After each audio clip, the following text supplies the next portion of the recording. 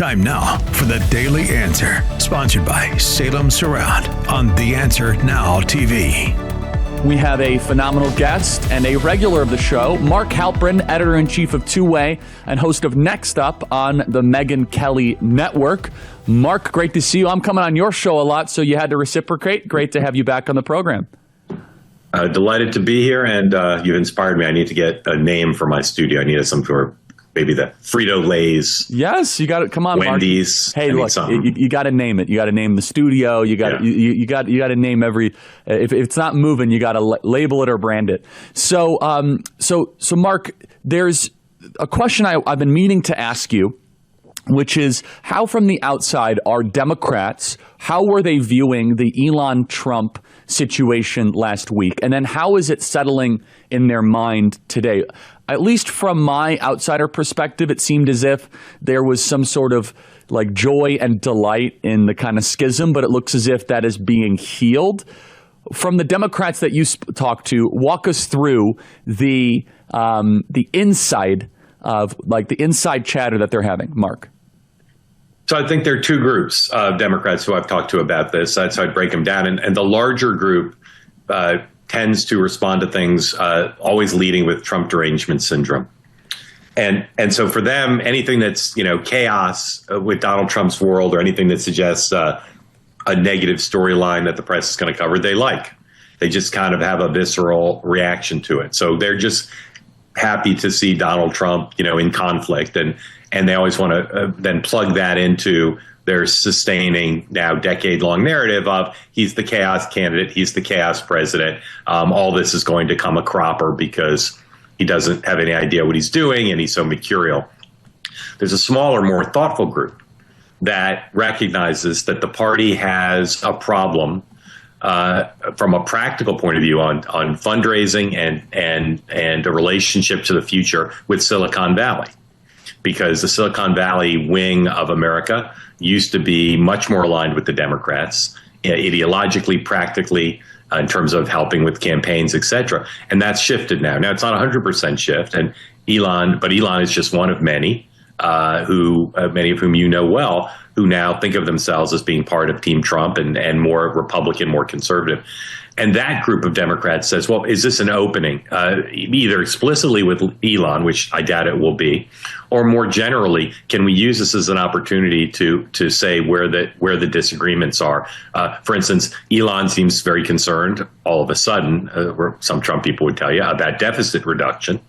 Maybe this is an opportunity for the Democrats to glom onto that and become the deficit reduction party. I don't know that second group, more thoughtful group, has made any headway.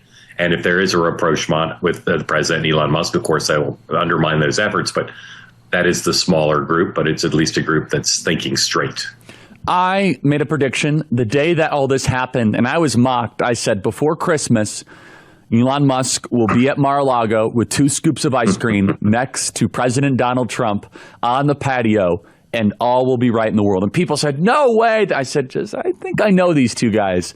I said, and even a week from now, it's going to be a little bit simmered down, and looks like that prediction might be right. We'll see what happens. It might be as early as July 4th in Bedminster. Yeah. We'll see. I'll just say I think Elon's going to have to pony up some cash for the midterms in order to make this fully right, which he might have done anyway. I'll just say I thought they'd stay together longer. And there's really nothing in it for Elon Musk to be at war with the president. There's lots of negatives to it, but there's nothing positive about it. And so I think you're right that this is kind of some sort of rapprochement was inexorable. And Donald Trump, contrary to what people think about him, is the ultimate forgiver. He just is happy to move on if he thinks it's in his interest. And it's in his interest to have rapprochement as well. So now back to now to the main news that's been dominating the last couple of days, which is the riots that started in Los Angeles. And there's some unrest in Atlanta, and it's been spreading to other cities. What are Democrats saying about this internally? Externally, some are still calling it peaceful protests. And in fact, L.A. was so peaceful that Karen Bass had to do a curfew. It's amazing. She had to contain the peacefulness by issuing a curfew. Now, to Senator John Fetterman's credit, he said, look, this is not peaceful. This is a riot. What are we doing here? This is violent. Explain to me, because is that a little bit of a divide in the Democrat Party, like one that's living in reality and one that's living in fantasy land? Please, Mark. It is. It's another divide where the larger group is the group that's wedded to the past. There's some important issues here. I don't think anyone should be cavalier about putting National Guard or active duty military on the streets of the United States, whatever they're going to be doing. That should be done with thoughtfulness and care and fidelity to the law and the Constitution. And I think the debate about what to do with the tens of millions or maybe millions, well, it's hard to say, but certainly millions of people who came to this country illegally and since then, as far as we know, have committed no crimes and have contributed to society and are woven into the fabric of a lot of communities.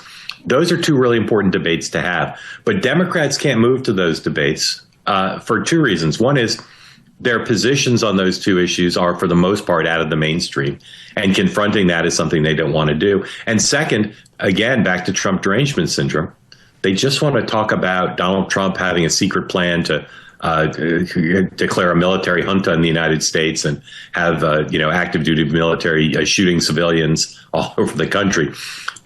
The most Democrats now look at Gavin Newsom with new enthusiasm and excitement because they just want there to be a big fight between the resistance and the president. That's where most Democrats are. Some, like John Fetterman, and he's not the only one, David Ignatius, columnist in the Washington Post today, said quite plainly, this is a 10-year failure on the part of the Democrats. Like, we can't be in the debate about use of the military. We can't be in the debate about who should be deported if the Democratic Party doesn't have a clear point of view about some of these issues where they are on the wrong side of things.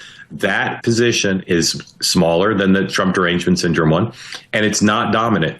They can barely get the words out of their mouth to say there's no problem or there is a problem. And you pointed out the strangeness of the mayor saying everything's fine, but we need a curfew. The reality is there's a lot of issues here, but this is quite simple to me. Federal law enforcement was doing something that was a campaign promise of the president, but also is under the law. And state and local officials could not protect either them or civic order and private property. Pretty basic. The President of the United States is responsible for protecting ICE officers. The President of the United States is got to have to ensure domestic tranquility if state and local officials can't or won't. And there's no local police force in the country, with the possible exception of Gotham City, who has the capacity to put in the physical infrastructure to make sure there is order restored and civic unrest deterred and property destruction unmolested. The Democrats just can't talk about these issues because they don't want to come clean with their being on the wrong side of so many of the underlying factors. And until that happens, my friend John Podhoretz tweeted this morning that he's watching the Democratic Party lock in their minority status for 20 years because of their failure to just speak the truth about what's going on. That might be a little bit of an overstatement, but it's certainly a minority of Democrats now I talk to who seem to get what's happening. Yeah, and so first of all, I agree with everything you said. No one should want to cavalierly throw the National Guard on the street. My opinion was always I would rather be on the side of not necessarily being wrong, but a little bit overreacting early than late after 2020, where I feel as if there was widespread destruction. So at least that's my temperament angling in that direction. And I'm willing to hear, a counter to that. I will say, though, someone that is non-political in my life, just a working class person. She's great. She voted for Trump, but she can go either way. So funny. Ran into her and she's like, Charlie, what is up with these riots? She comes out of nowhere. She says, this is what the Democrats do, right? I feel like every couple of years they just burn down our cities. And for me, it was if this is just a meta narrative. Again, she does not know about the big, beautiful bill. She doesn't know about, any of this stuff. It's just like the one thing that for her is it's pattern recognition. She's like, I feel like every couple years they're just burning stuff down, and I don't like that. And for her, that is just a tattooed impression, more so than Trump impeachments, more so than all the stuff that they're throwing at Donald Trump. He's an insurrectionist. There's something about chaos in the streets that politically is very unpopular. Who would have ever thought? So, Mark, and then connected also to the Democrats back in the 70s. Isn't there a connection to how the Democrats played a little bit of footsie with these guys back in the 60s or 70s, and they were not rewarded very much? Yeah. Being the party of weakness and tolerance for violence, it's not a winning place. And we've always had, in the modern era, we've had the notion of the Democrats as the mommy party and Republicans as the daddy party. you hear Democrats denouncing the violence, and it's the most pro forma thing possible. It's like watching, a third-ranked local TV anchor read a teleprompter. There's no emotion to it. They just know they have to say, we all decry violence of any sort, da da da. If I were the mayor or the governor of a state with that kind of violence, I wouldn't be saying how limited it is, and it's only in a few neighborhoods. I'd be expressing moral indignation and focused determination to put a stop to it. And again, I've said this before, they should be thanking the president. They can say we have disagreements with the president, and he shouldn't be deporting people who sell papaya in the park. And we don't think we should be cavalier about the use of military. But thank you, Mr. President, for making the National Guard available and for making Marines available so we can restore order to our city, because our first obligation to our constituents as mayor and governor is to keep people safe and to not allow the wanton destruction of property. And instead, they're claiming the president is trying to impose a military junta on the whole country. And your friend's point of view about the Democrats, and I think this dovetails with what John Podhoretz thinks he's seeing, it's like basic table stakes. You want to be in a discussion about what our national immigration policy should be, you got to denounce people who are destroying property or threatening federal law enforcement. How could we expect people to want to serve in federal law enforcement in complicated and dangerous jobs if we are cavalier about threats to them?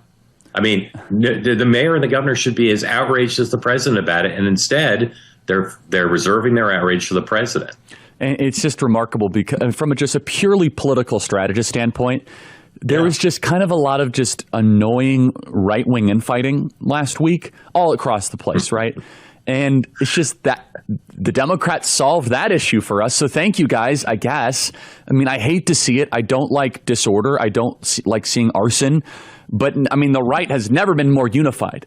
And it seems as if this might be spreading in other cities. Atlanta wasn't nearly as bad as what LA was, but it was certainly bubbling up. And you're right. It is kind of this like pro forma, like check the box, as if they don't really believe it. And I said this for quite some time, that people say, well, do the Democrats stand a chance in 2028? Who knows? Maybe the economy will be terrible or whatever. But I could tell you this, that at least ideologically, if the left does not change its appearance quickly on trans stuff, immigration, and crime, I mean, that'll be a tough